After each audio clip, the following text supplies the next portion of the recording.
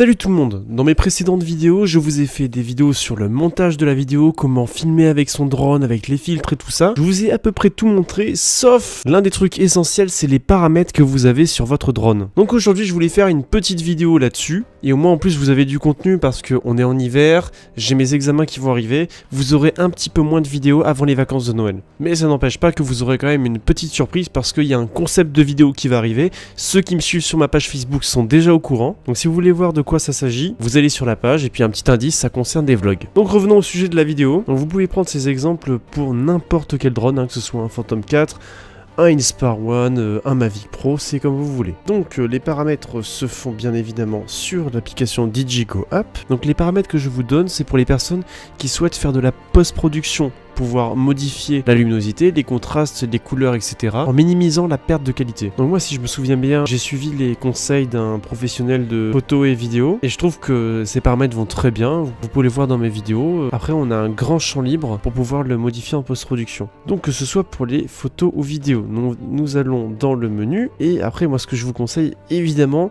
c'est d'utiliser la 4K.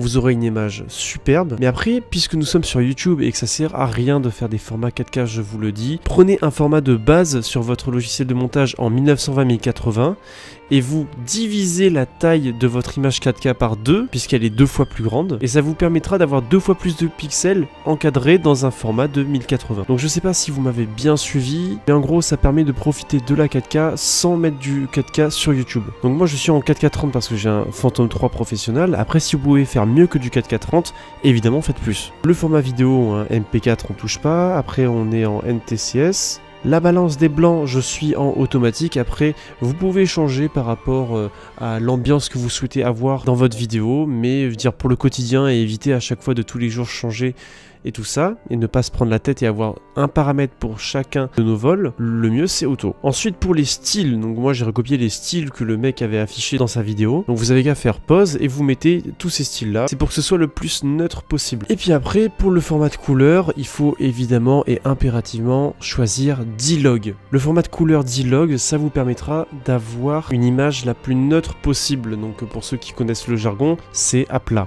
Et puis c'est à peu près tous les paramètres qu'on peut faire dans le format vidéo. Après, je vous laisse regarder. Pour le format photo, c'est à peu près pareil, sauf que moi ce que je vous conseille si vous voulez faire de la post-production, c'est de faire un format RAW, R-A-W, qui vous permettra de faire toutes les retouches possibles et inimaginables sur votre photo. Et puis si on va dans les paramètres, moi ce que je vous conseille pour améliorer votre vol, c'est d'utiliser une grille comme vous voyez sur cet écran. La grille vous permettra de bien cibler l'objet ou l'environnement que vous souhaitez avoir en particulier. Après vous pouvez rajouter des center points et tout ça, mais bon, ça c'est accessoire, c'est vraiment comme vous le sentez. Et puis après, hein, c'est tout.